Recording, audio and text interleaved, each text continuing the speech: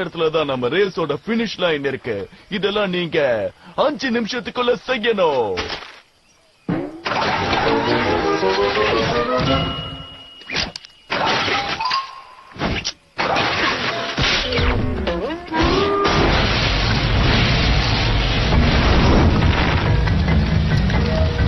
உங்களுக்கு எங்களோட வாழ்த்துக்கள். இதுல எந்த விலங்கு ஜெயிக்குதுன்னு நாம பார்க்கலாம்.